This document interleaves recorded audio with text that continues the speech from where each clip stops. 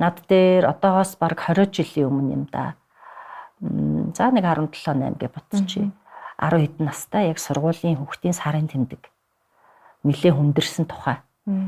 Ийм онштой хүн орж ирсэлтэй ээж нь. За тэгээ юу гэсэн хэрэг сарын тэмдэг нь олон хоногор ирсээр байгаад бүр цус алдалт болоод тэгээ ихнэл хсын төвд сав тайрах хаалганд орох гэж исэн.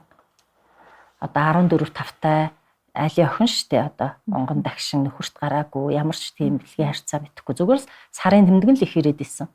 За ингээд эмнэлгийнхаа эмчилгээг хийлгээд ерөөсөө зогсоогүй бүхэл эмчилгээгээ хийсэн. Тэгээ эцсийн шийдвэр юу байсан бэхээр савын тайрыг гэдэг.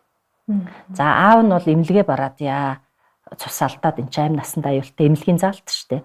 Ээж нь болохоор бас одоо охиндоо илүү ингээд нөгөө харамсаадсэн. Байлээ л дээ. Одоо нөхөрт ч гараагүй охин ирээдүйд хүүхэд ч гарах чадваргүй миний охины амьдрал ямар болох юм гээд. Тэгээд дамаа сонсоод над дээр ирсэн. Би зөвлөгөө өгөөд шууд өөрийнхөө эмчилгээг эхэлсэн. За одоо 3 тэр үед одоо 20 оноос өмнө асуухад 3 хүүхэдтэй өнөр өтгөн гэр бүлтэй болсон гэсэн. Одоо цаашаа юу болсныг би мэдэхгүй байна. Энэ дээр бол нэг талдаа их сайхан гоё үр дүн. Үнэхээр гайхалтай. Ийм хичнээн охин, хичнээн эмэгтэйчүүд явж байгааг би таашгүй шүү дээ, тийм ээ. Тэгэхээр жижигхэн мэдлэггүйгээсээ болоод бид нар ямар том үр дагавар, магадгүй насан туршдаа нэг хүний амьдрал бас ямар хувь заяа болох байсан бэ гэдэг ганцхан жишээ.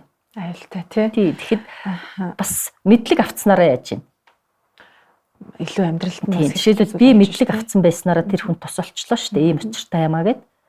Тэгэхээр мэдлэг гэдэг бол ийм чухал зүйл байна шүү дээ. Үнэн мэдлэг гэдэг бол ийм гайхалтай. Жижигхэн юм шиг мөртлөө агуу том үр дагаврыг зөв сайхан зүйлийг бид нарт авчирч байдаг. Тийм бай. Та бас буянтай үйл хийж байгаа хүн байх шүү. Хамтрагч Тин кафе. Өсвөр үеийнхний орон зай.